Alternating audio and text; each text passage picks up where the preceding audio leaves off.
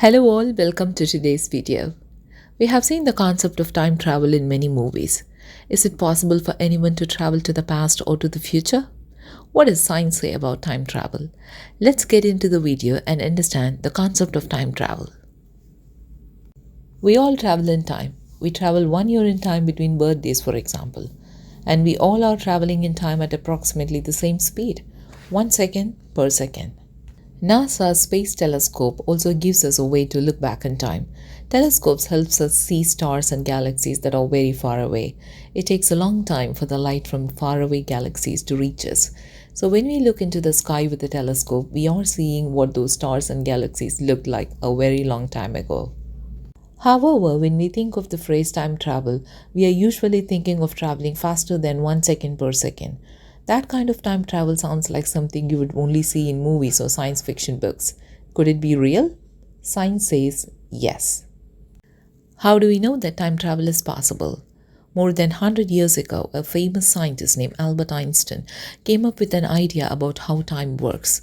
He called it relativity. This theory says that time and space are linked together. Einstein also called our universe has a speed limit. Nothing can travel faster than the speed of light.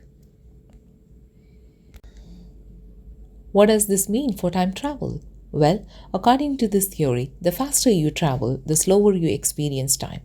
Scientists have done some experiments to show that this is true. For example, there was an experiment that used two clocks set to the exact same time. One clock stayed on Earth while the other flew in an airplane, going in the same direction that Earth rotates. After the airplane flew around the world, scientists compared the two clocks. The clock on the fast-moving airplane was slightly behind the clock on the ground, so the clock on the airplane was traveling slightly slower in time than 1 second per second. Can we use time travel in everyday life? We can use time machine to travel hundreds of years into the past or future. That kind of time travel only happens in books and movies, but the math of time travel does affect the things we use every day. For example, we use GPS satellites to figure out how to get to new places. NASA satellites also use a high accuracy version of GPS to keep track of where satellites are in space. But did you know that GPS relies on time travel calculations to help you get around town? GPS satellites orbit around Earth very quickly at about 8,700 miles per hour. This slows down GPS satellite clocks by a small fraction of a second, similar to the airplane example that I mentioned before. However, the satellites are also orbiting Earth about 12,550 miles above the surface. This actually speeds up GPS satellite clocks by a slightly larger fraction of a second. Einstein's theory also says that gravity curves space and time, causing the passage of time to slow down. High up where the satellites orbit, Earth's gravity is much weaker. This causes the clocks on GPS satellites to run faster than clocks on the ground.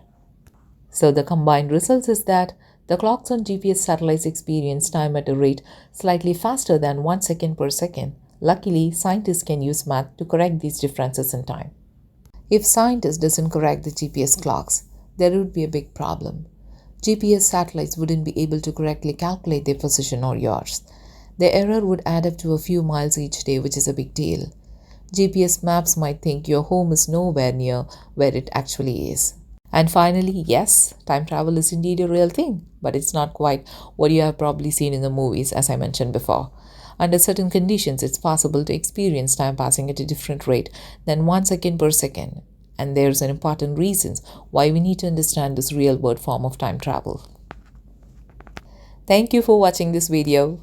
If you enjoyed this video, please do like, subscribe, and leave your valuable suggestions in the comments below. See you all in the next video. Until then, bye. Take care.